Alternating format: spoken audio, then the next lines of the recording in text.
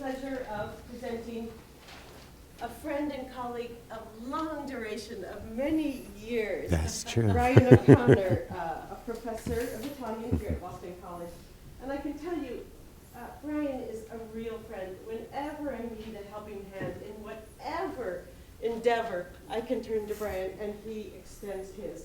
And it's really wonderful to have Brian as a friend. Brian O'Connor was trained as a medievalist, but he is a man of many talents, a husband, beautiful wife who's in the third row, and father, and friend, and a gardener, and an artist, and an actor, and a musician. And his talents have brought him not to teach medieval literature, but to pedagogy. And he has re-edited one of the really one of the most widely used textbooks. He's been working in video, he's been working on the internet. He's on the cutting edge of Italian pedagogy at this point, for which we are all very grateful. It's not something that everybody can do. He's mediating between a lot of different parties and doing it with grace and interest, and so that's very exciting. And tonight he's going to be our guide for Canto 11. Welcome, Brian. Glory. Oh my God. Lori, you can't do that to me.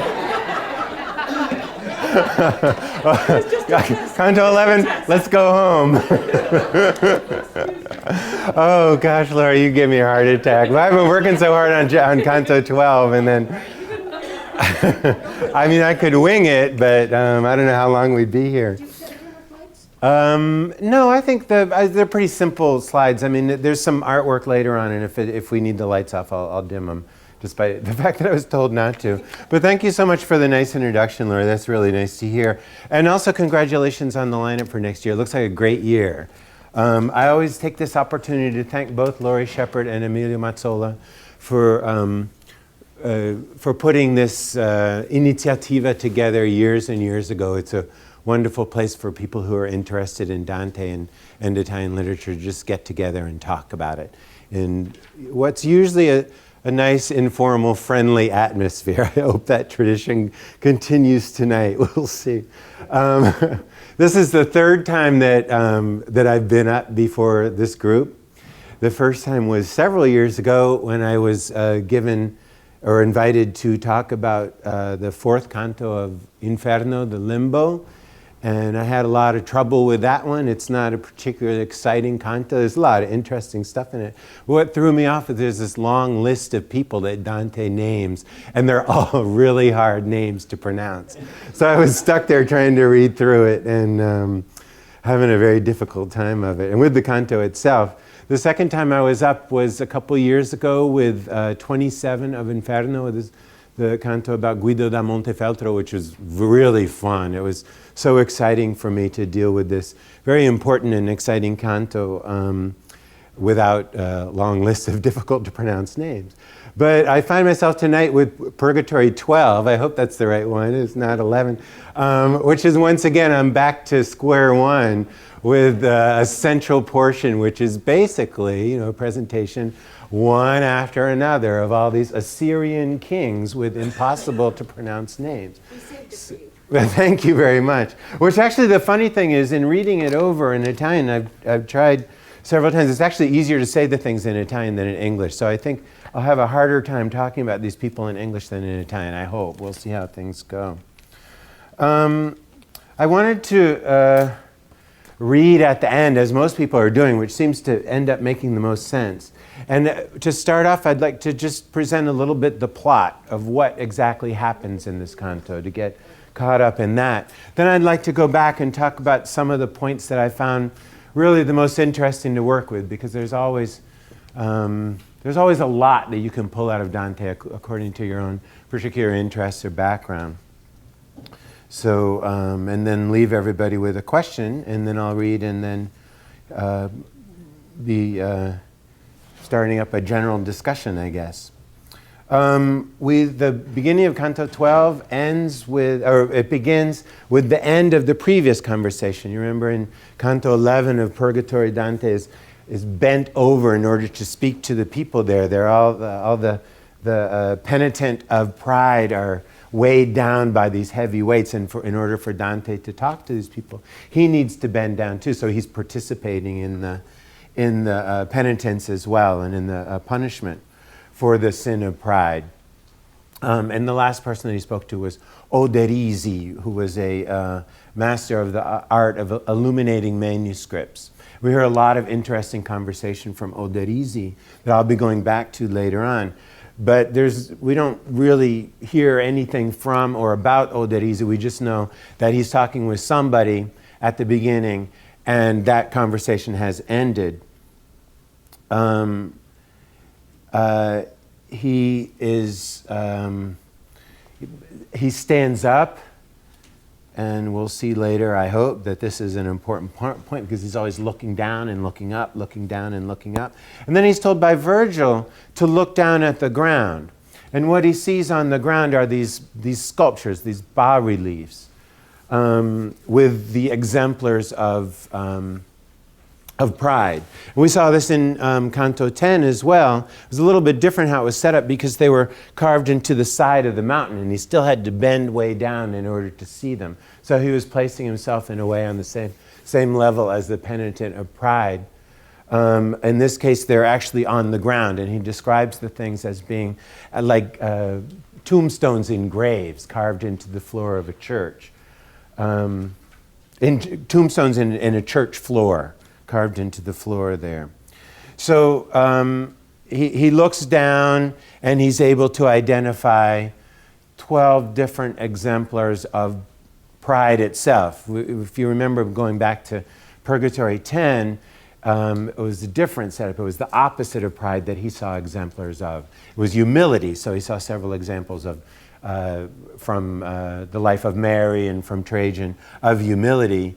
Now we're seeing actual people who sinned of pride, and not only who sinned, but were punished for their pride. So he sees all these things, and I'll be going back and talking about those things as well. This goes on for quite a while, because every terzina, every group of 3 lines, covers one of the examples. He finishes, the last example is Troy, and I'll be talking about the different, what he brings up as exemplars of pride. He talks about the beauty of the art, the realistic nature of the art. And then Virgil says, pay attention because there's an angel coming. Look right, look pious because the angel's coming. I don't know, it's kind of funny the way it's worded. The angel comes, speaks with Dante and with Virgil, shows them some stairs cut into the side of the mountain that they can ascend up to the second circle of the mountain of Purgatory. And then his wing, the angel's wing brushes against Dante's forehead. They hear singing. It's the first of the Beatitudes. Every one of these sections will close with a beatitude. It's the blessed are the poor in spirit, beati pauper spiritu. Dante is talking with Virgil at this point and mentions that he suddenly feels much lighter. And Virgil says, well, you're starting to lose these 7 P's that were placed on your forehead by St. Peter at the entry into Purgatory. And Dante feels around on his head because he can't see what's on his forehead, and he realizes that one of the P's for peccatum is missing. So he's been through the cornice, or the level where pride is punished. So he has sort of purged himself of that particular sin, and he loses the P, and then they're able to ascend up to the next level. We get a real nice line at the end of this. Dante's like feeling around on his forehead because he can't figure out what's going on. And Virgil smiles at this, so it's like a little friendly ribbing there from Virgil. And then this is the end of the canto. And then immediately after, in Canto 13, we'll see them ascending up to the next level. Like I said, when I first read through this canto, I was kind of disappointed not to get a canto that was a little more exciting. It's kind of static. They're looking at things carved in the ground. Not a lot happens. There's some nice episodes with the arrival of the angel, some very beautiful language in the second part, and some sort of touching little episodes, but nothing real dramatic. We don't get one of these big characters that people look forward to reading about and talking about. And also, like I mentioned, the sort of lineup of people from the past, either from mythology or from ancient history or from the Bible. And it's sort of static in that way, or it is at first reading anyway, I should say. When I first started thinking about how to approach this evening, one thing that I was thinking about doing was going back and looking at prior and contemporary medieval literature. This is something I feel like I should know more about, and I thought it'd be good for me to learn about medieval allegory that Dante may have been familiar with, or at least sort of the literary aesthetic of the time. But it's nasty, nasty stuff. It's just horrible. And it's so boring. I haven't read much of that kind of stuff since I was working on my reading list for my PhD dissertation. And I just remember that it's not the kind of thing you want to spend a lot of time reading. So I sort of abandoned that approach. But even though in some ways it reminded me of that kind of literature, just these presentations of symbolic people as part of the allegory. I mean, that's what's so wonderful about Dante, is he takes the allegory and does something so new and so vital with it. So anyway, you won't have to listen to that. I didn't have to work on it, so that was good. But in reading more carefully, I really ended up liking this canto a lot and finding a lot to work with, especially in the central section, as you'll see later. That's where I like structural stuff. I like analysis of the words, of the sounds, of the syllables, and how they fit together.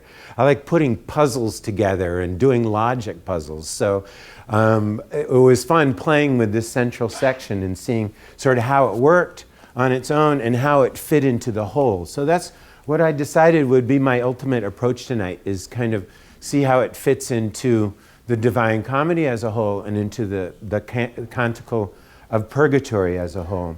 I wanted to start off by reminding everyone of something that most of you probably know. Let me get my PowerPoint thing going here.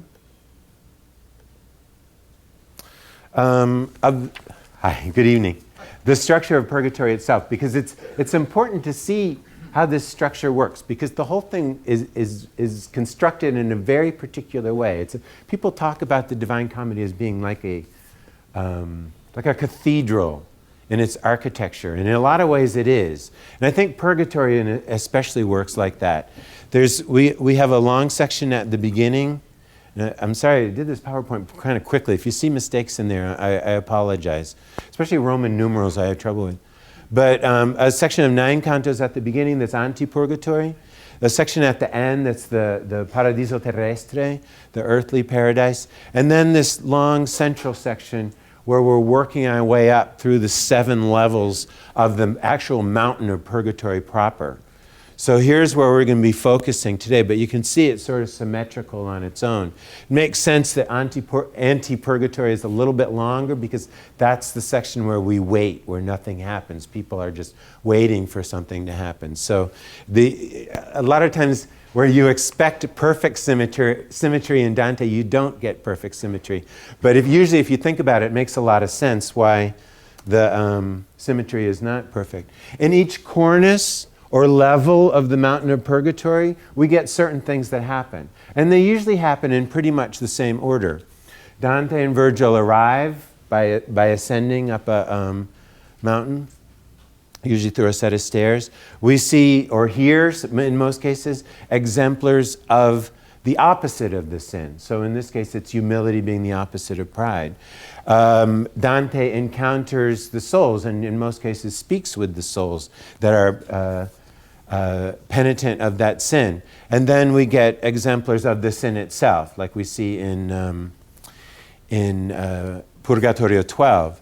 We hear a beatitude sung by angelic voices. There's always an angel at the end, and the angel always removes a P from Dante's forehead at the end, and then he gets lighter and lighter as the process goes on, and we see this lightness right away. Dante, of course, as we know, his very special sin was pride, so when he loses that particular sin, he feels the lightness right away.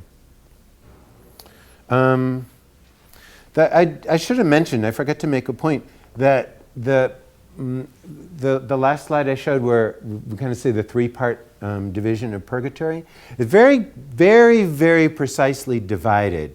The first words that start Canto 10 of Purgatory talk about the clanging of the gate, so the closing of the gate of Purgatory. It's a very strong image, and it's in the first lines of this section. And then it ends, how does it end? It ends with the words of Virgil, and they're the last words of Virgil that we'll hear, and this is at the end of Purgatory 27. So it's very precisely defined, the entrance and the exit from the mountain of Purgatory. Let's see. I guess I didn't really need to do that, but I want to show you how there's a lot of variety within this structure that I showed just a second ago. Now, in this case, with the first cornice, with the level of pride, it's very precisely structured, so that in one canto, we get the goad, or the example of humility. In the next canto, we get the encounter with souls. And in the last canto is pretty much dedicated to the exemplars of the sin itself. If we look on, I don't think I need to do all these, you'll see that there is some variety. I put the punishment on there as well, so to kind of remind people who've read before. And it gets a little bit mixed up. We still have the exemplars and encounters with penitents, but it's in one canto as opposed to divided up. So there usually be two cantos, sometimes three, for each cornice or each level of purgatory. The order usually is pretty much the same. There's one good exception to that, and that is the level of sloth. It's a real fast one. It's only one canto because everybody's running. They got to get everything done really quick. That's their punishment. You know, they got to cast off sloth. So it makes perfect sense. You know, where somebody with a small mind, let's say, might expect everything to be perfectly worked out. You know, one canto like this, one canto like this, one canto like this, 7 times over. Whereas Dante has a lot more artistry than that, but still the symmetry and the structure is there. I'll just go through all.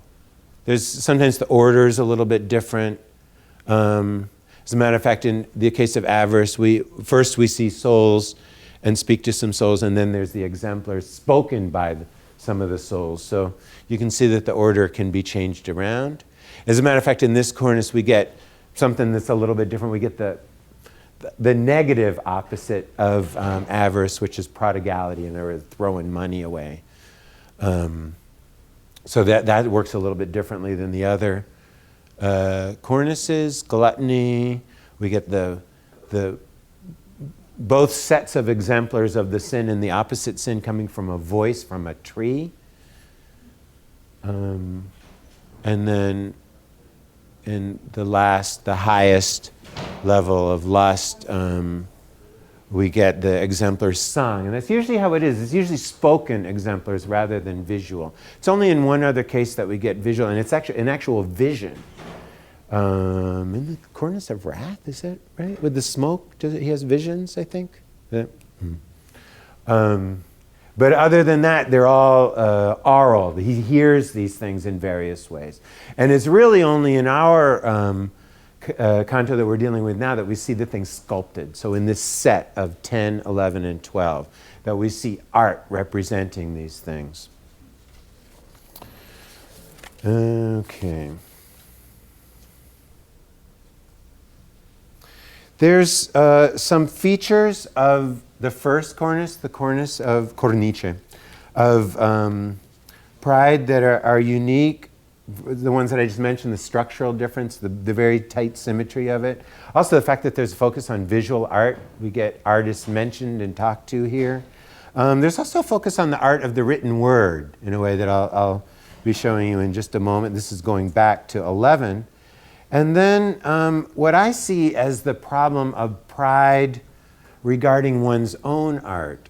So I think that this is the central idea that Dante's struggling with here is, and I hope to be able to explain my thought on this and see what you all think of this.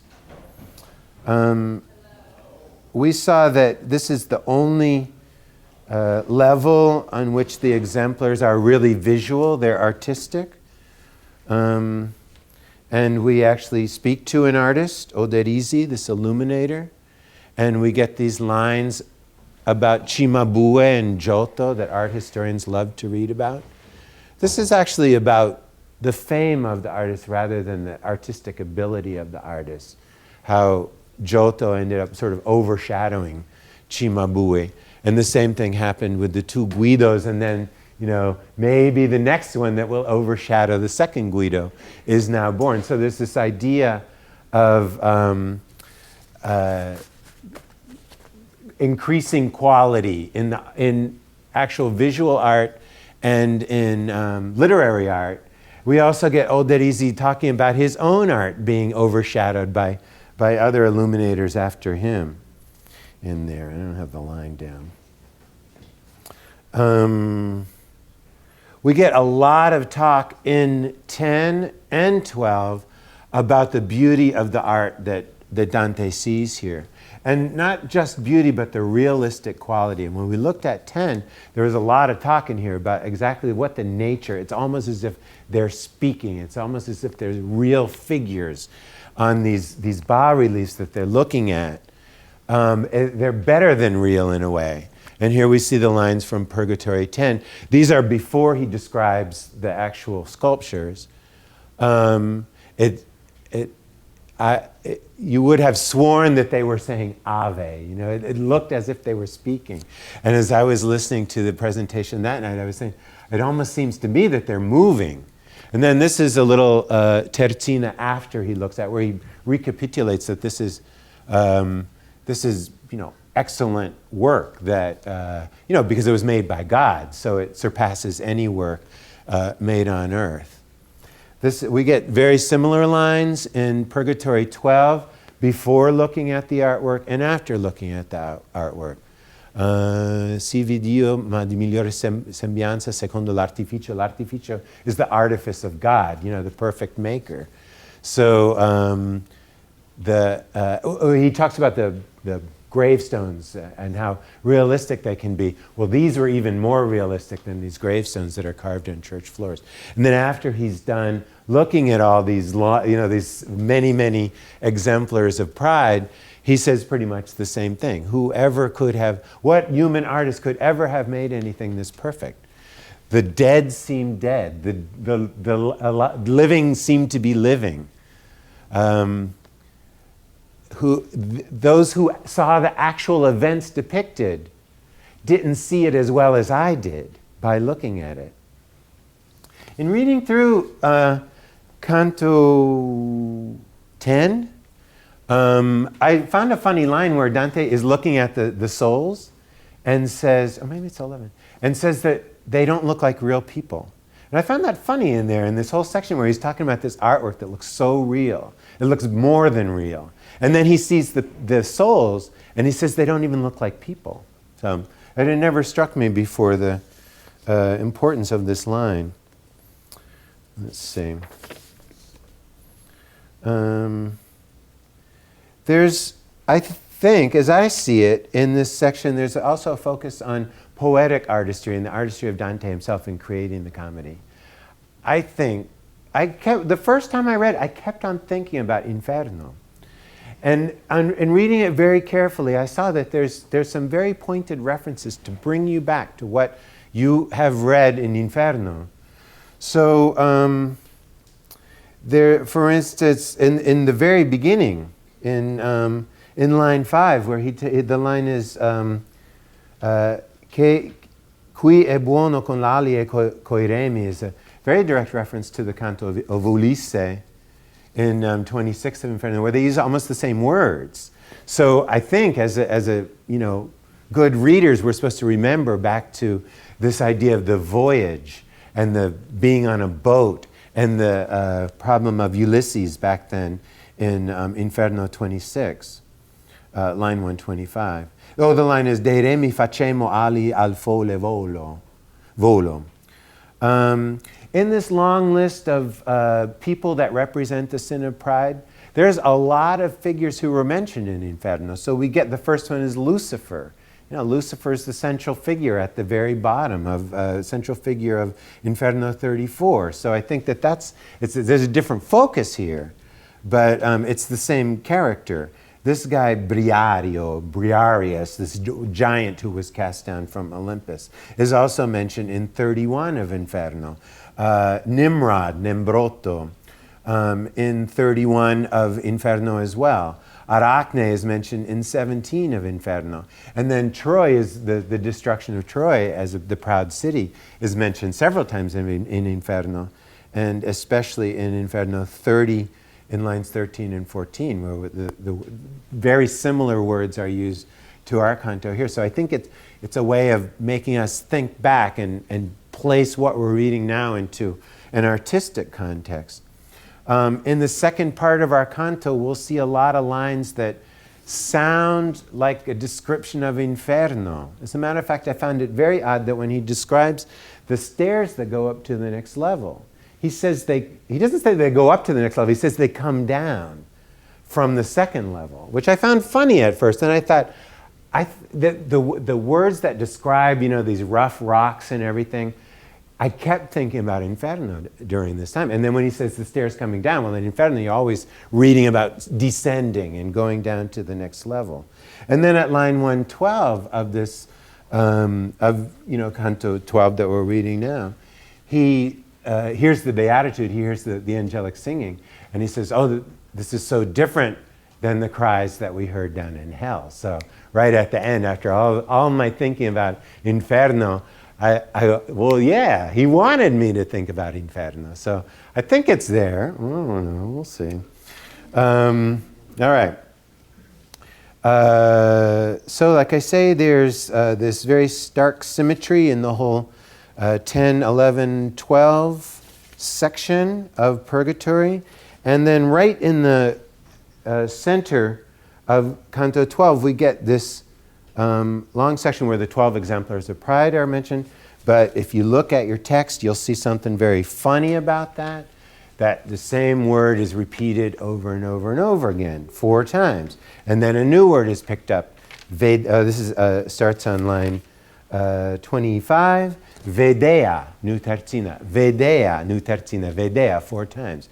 And then we get O Niobe, O Saul, O Fole Aragne, 4 times. Then we get Mostrava, 4 times at the beginning of each terzina for 4 times. Mostrava, mostrava, mostrava, mostrava. And then we get an end terzina, which is talking about Troy, which was one of Dante's favorite subjects, where we get them all squished together into one terzina. Wait,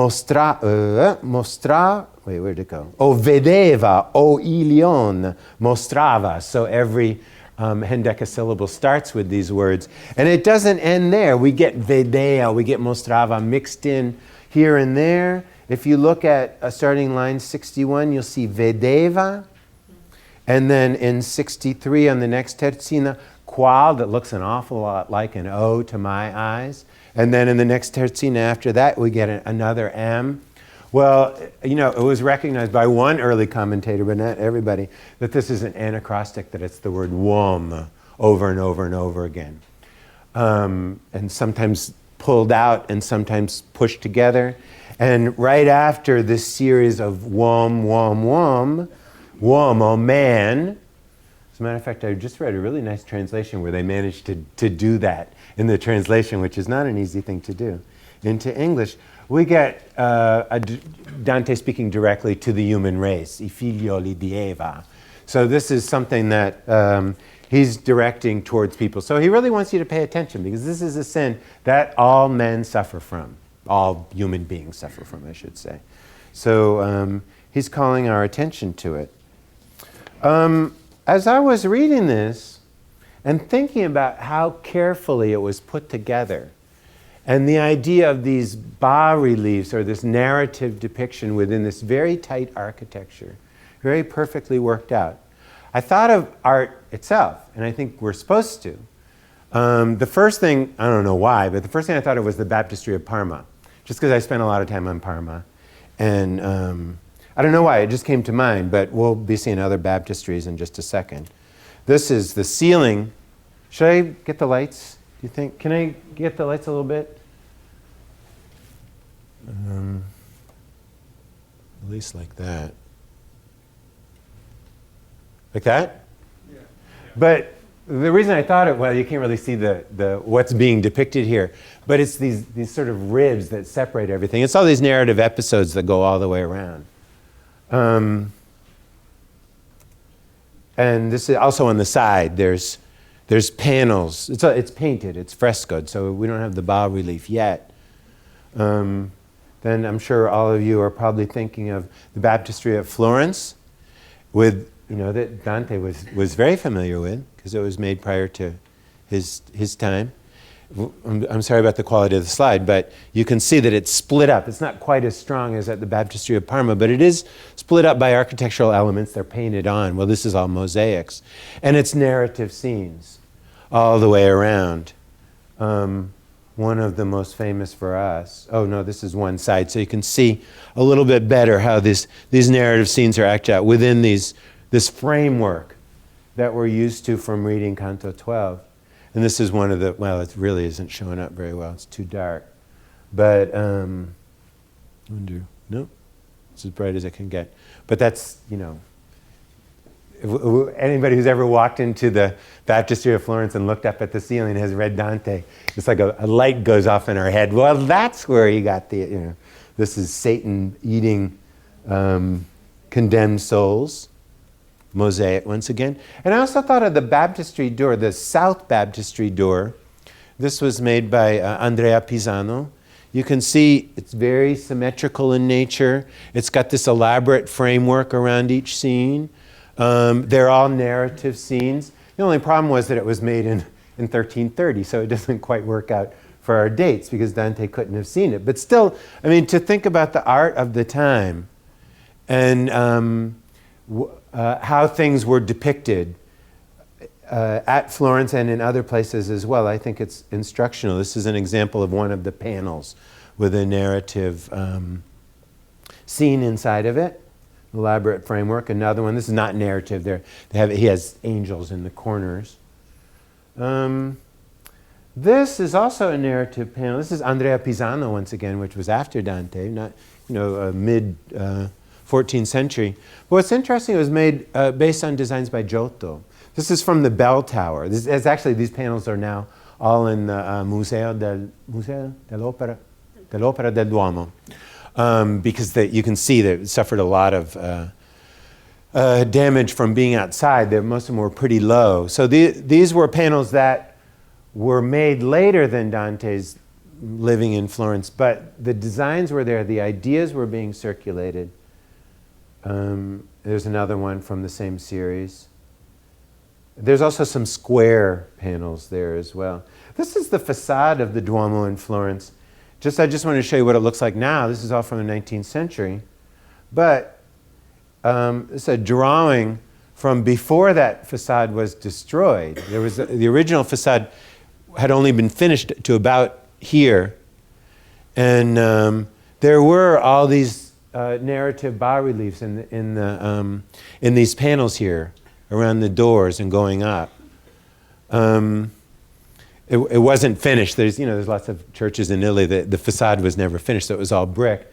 And then all that was destroyed in the 19th century to make this new facade that we looked at just a second ago. This is just a drawing. Well, it's actually a copy of a drawing, so it doesn't do us much good. But we do know that on the facade of the Duomo of Florence, at the time of Dante, this would probably have been made about 1299, 1300, that they were there. So, and this is another monument. It's in Rome, but it's the same architect and sculptor that was responsible for the Duomo of Florence, Arnolfo di Cambio. So just to give you an idea of the kind of narrative bas-relief sculpture that was typical of this particular sculpture. I tried to find some things that Dante may have seen. I have no idea. I was trying to come up with the big discovery, like discover the wall plaques that Dante used to come up with this scheme or something like that. It was impossible. But I did see a lot of really interesting stuff. I just tried to save some of it for you. This is Nicola Pisano, a pulpit made in Pisa. You can see the beautifully detailed bas-relief panels that at the top I brought. There's a couple here. These are from 1260. This is I think this is supposed to be a nativity. I must have labeled that wrong. And Presentation in the Temple. You can see very, very detailed from 1260. So, it's not impossible that Dante could have seen these things. Another pulpit, but this time from Pistoia towards the end of the 13th century, from Giovanni Pisano. Same kind of setup. Not quite the strong architecture that we see in some others that I was thinking of, but really nice bas-relief work. Very, very fluid and dynamic. Very different from the generation before. But it's possible. This is at Orvieto. It's a little bit late for Dante to have seen it, and I've never been there. I'd love to go to Orvieto, and I hear this is a wonderful monument. If you look here, there's these carved panels. It's hard to see here, but I did bring, that's a close-up of one of the panels. And you can see this really elaborate framework. It's hard to see here, but with narrative scenes in the middle. Most of them are pretty static, but I did bring an example of one that is really nice. Of course, this is another view of the facade. These are the panels there, so you can see how big they are. That's a person. And this would have been in one of these frames made by the vines. So it was a very creative way to create this framework. So it's a little late, but it's Lorenzo Maitani was the architect and sculptor, evidently. I don't know how that ended up there. It was from the previous pulpit in Pistoia.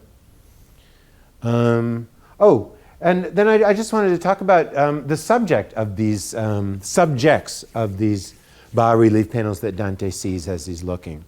There's 12. They alternate between biblical characters and either personages from mythology or from ancient history.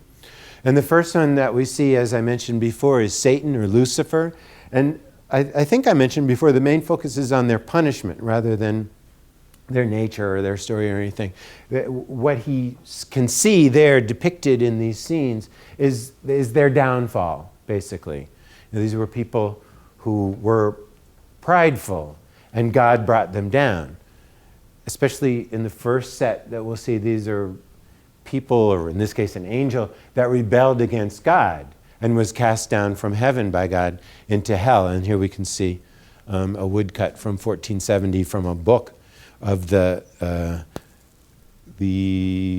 fall of Lucifer from heaven into. I just brought some visuals for you because Dante gives us visuals, so I figured I'll give you visuals too, because the names themselves don't stay with you. Here's another. This is from France, actually. Carved in a church at Autun, and it's Lucifer falling towards hell out of heaven. He already looks like a demon there, but he was created nobler than any other creature. So before his downfall, before he gave in to pride, he was the most beautiful of the angels, and God cast him down because he was proud of that. The next person we see punished, because it always goes back and forth between the classical world and the biblical world, is Briareus. This is a giant. It was one of the giants. Like I mentioned, we don't see him in Inferno. He's missing from these giants that are in that well.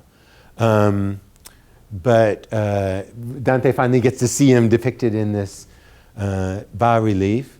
And this is from an altarpiece at Pergamon that depicts this battle of the gods and the giants, and how the giants challenged the gods and stacked two mountains on top of each other to reach the top of Mount Olympus so that they would be higher than the gods. And who was it? Apollo and, no, I'm not going to remember the name, shoot. Oh, well, we'll see it later when we read. Timbreo, Mars and Pallas cast them down. With Zeus, of course. And we see that happening here as well. I mean, I'm not in any means saying that Dante could have ever seen this. It's in Germany now, it was in Greece at the time, so it's impossible. But still, I mean, the idea of this ancient bas-relief showing this story, I found interesting. I don't know, I just found this, I don't even know what it is, but Nimrod, he's the guy who made the Tower of Babel, in other words, challenged God in that way. He wanted to build a tower that would reach as high as heaven, and he was cast down by God, and we hear about the terror of Nimrod and the Babylonians as they run around and can't communicate to each other because they were caused to speak in various tongues and couldn't communicate with each other. This is an illustration from Boccaccio, De Casibus Virorum Illustrium, showing Nimrod and the construction of the Tower of Babel. It doesn't really look like much of a tower there, but there's another one. Once again, it doesn't. I meant to bring in the Bruegel one, which does look like a tower. The thing is huge, but I'm trying to stay sort of chronological in the artwork that I brought in. Oh, there we go. Yeah, I mean, that looks like could maybe get to heaven. I don't know. But different era as well. The next person that we see is Niobe, Niobe in the text. And this is the mortal woman who who said that she had 14 children. She had 7 daughters and 7 sons. And she was so wonderful because of that. And the mother of Apollo and I should have written this down. Shoot. I knew I wouldn't remember anything tonight. Pardon me? Diana, thank you. Yeah, she only had 2 children, so she shot all the. That's one thing you should never do. I mean, that's one thing we learned from Metamorphosis is never, challenge the gods or say you're in any way better than the gods because you're going to pay for it, and that's what Niobe does. All her children die, and she was so sad about that. She cried and cried and cried and was turned into sort of a spring, water coming from a spring. We see the gods shooting down the children of Niobe and another jug from Italy showing the later scene where she's being turned into a spring. Another later one from Venice? Yeah, from 1553 showing the same scene, the gods shooting all the children down. Next biblical character that we get is Saul, that we heard about in Canto X of Purgatory. We see kind of a different part of the story of Saul. Basically, once again, the downfall of Saul. What was Saul's story? We saw that he was opposed to David in Canto X. He was a suicide. The next 2, well, actually, with Niobe, we see 2 suicides, but suicides almost as a way to challenge God in a sort of way. This is King Saul falling onto his sword. I might have another one of Saul. No, the next one is Arachne, another mortal female that challenged the gods. In this case, she challenged Minerva to a weaving contest. And she was such a good weaver that she made this, which I find interesting, the inclusion of Arachne here as well, because she made this cloth that showed the loves of the gods, and it was so realistic, nobody could believe it. So here we get this theme of the realism of art once again. Of course, Minerva was really mad to see this, the fact that she was challenged, that Arachne could do better work than she could. So what happened to her? She got turned into a spider. And that's what we hear about in when Dante described the scene he sees, is the downfall of Arachne. She gets turned into a spider. And then I guess that's supposed to be her. This looks like an old woodcut, but it's not. It's a contemporary it's a modern illustration from a book of myths, but I liked it anyway. And this is from a Baroque print showing the same scene. That's Arachne. On the side there. The next, this is one of my troublesome names, Rehoboam. I'll be honest, outside of Dante, I've never really come across the name. Evidently, he's somebody that fought against Israel. So he was an enemy to the Israelites, and imposed high taxes on him. They rebelled against him, and he escaped. And that's what we hear about in the episode presented by Dante. But it's interesting, I found in this woodcut, he talks about the arrogance of Rehoboam. And so that seems to be a topos, is the idea of this character being somehow symbolic of arrogance or pride. And here's another illustration from the Sistine Chapel. And I find it really interesting in this case that Rehoboam is bent way over, just like the souls in this level of purgatory. I'm not sure where that comes from. I never really thought about it before until I Googled images of Rehoboam and saw this and thought, maybe Michelangelo was working from that idea. The next one actually doesn't mention this person. The person being punished is a woman by the name of Eriphyle.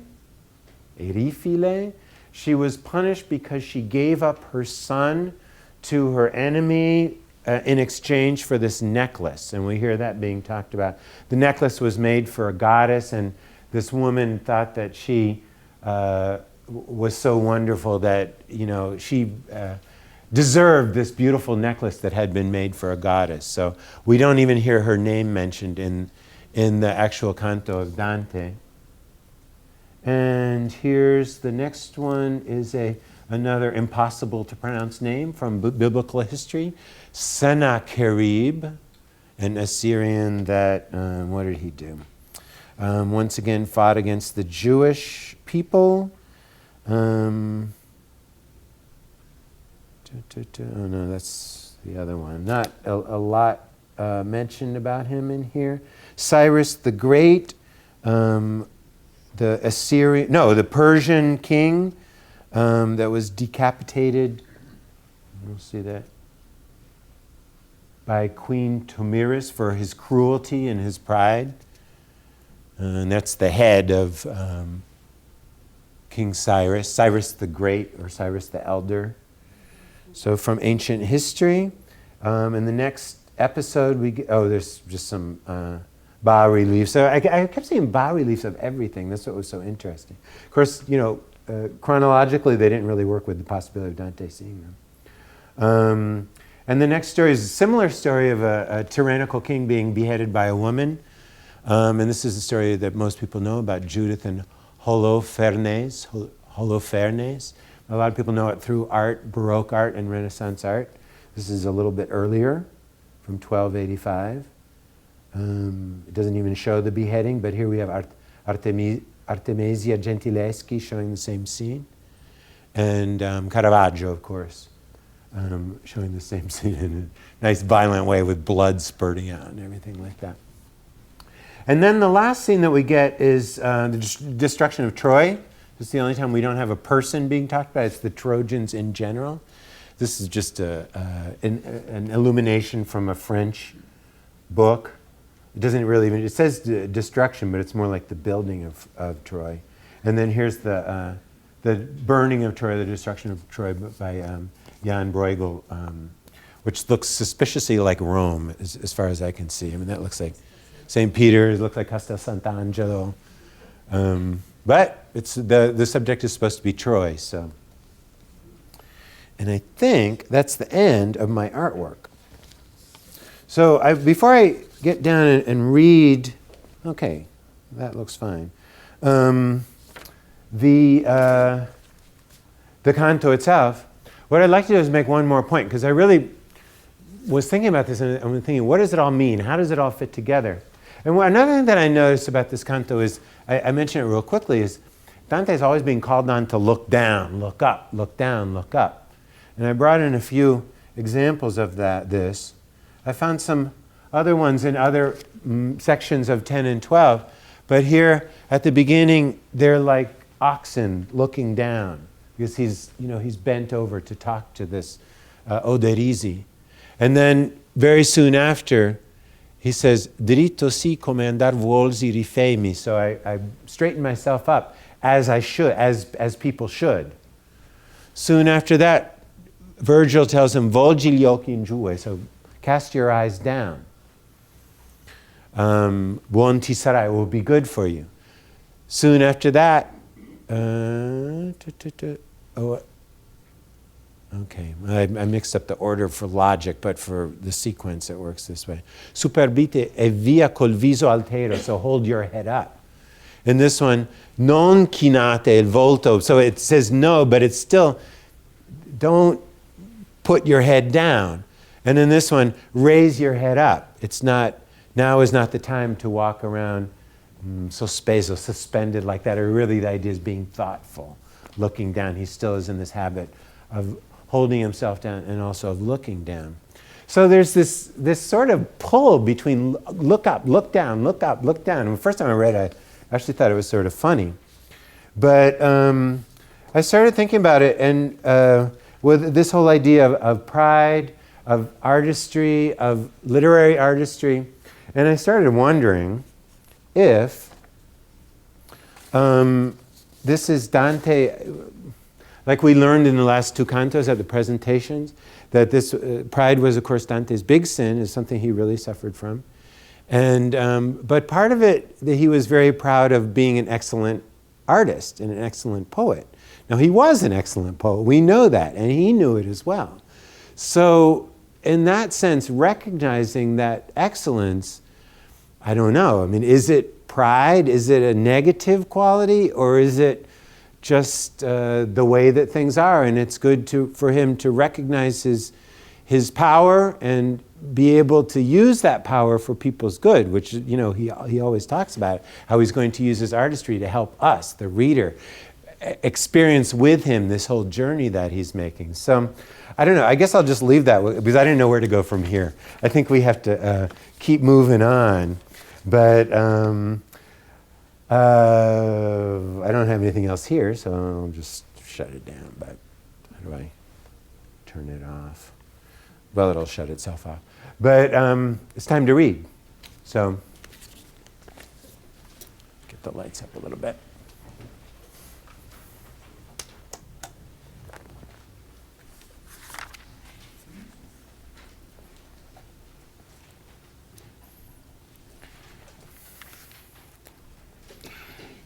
Di pari, come buoi che vanno a giogo, mandava io con quell'anima carca, finché il sofferse il dolce pedagogo.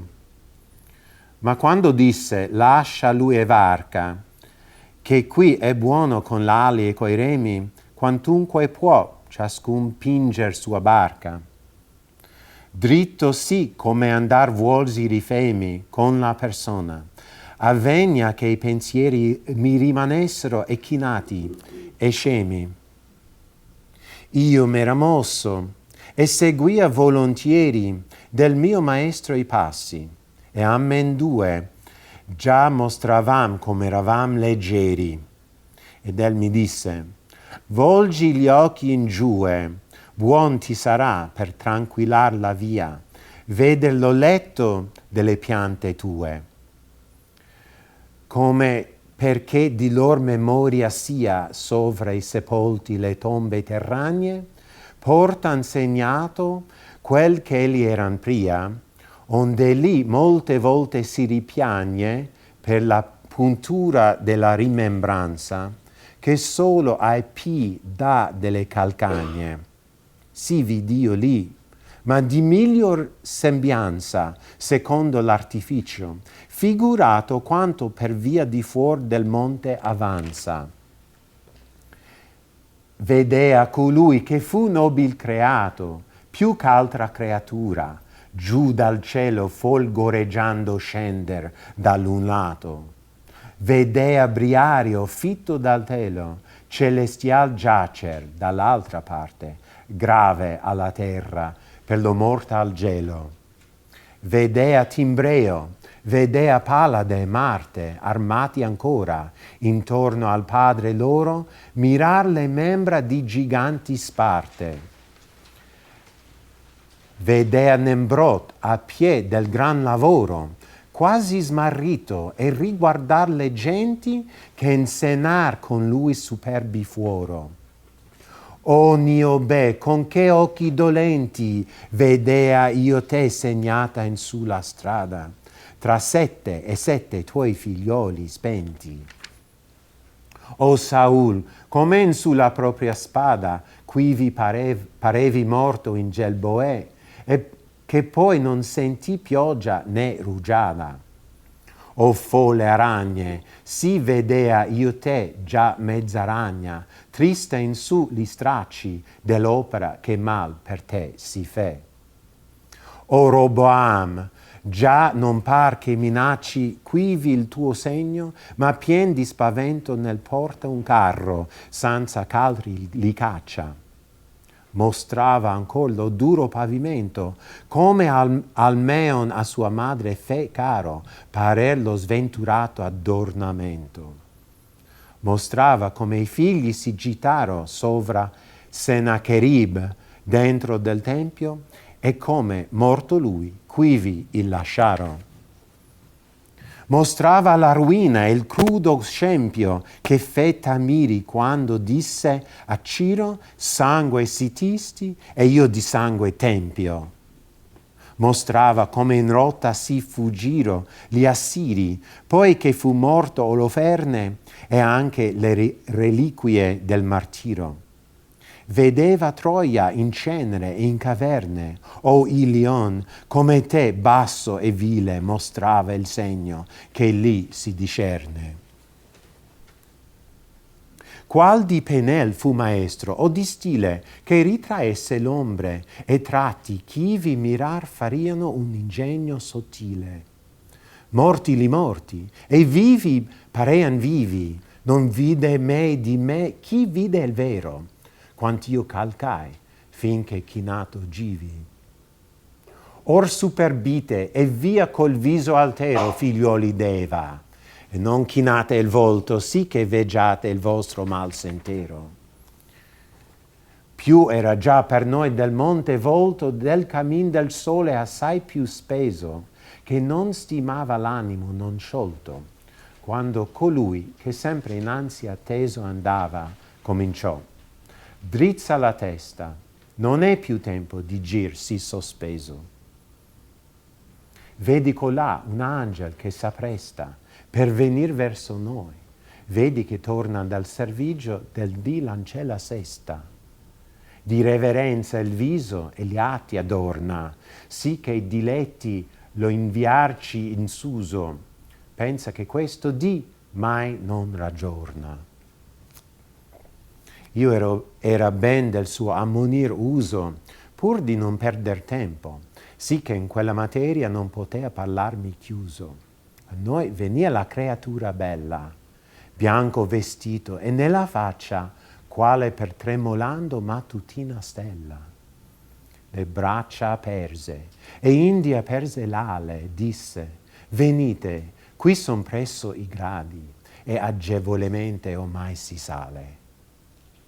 A questo invito vegnon molto radi, o gente umana, per volar su nata, perché a poco vento così cadi? Menocci ove la roccia era tagliata, quivi mi batté l'ali per la fronte e poi mi promise sicura l'andata. Come a man destra per salire al monte dove siede la chiesa che soggioga la ben guidata, sopra Rubaconte, si rompe del montar l'ardita foga per le scale che si fero ad etade, che era sicuro il quaderno e la doga.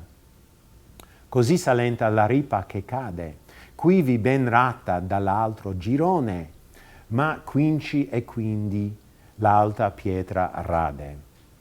noi volgendo ivi le nostre persone, beati paupere spiritu, voci cantaron sì, che nol diria sermone. Ai quanto son diverse quelle voci dall'infernali, che quivi per canti s'entra e laggiù per lamenti feroci. Già montavam su per gli scaglion santi, ed esser mi parea troppo più lieve, che per lo pian non mi parea davanti.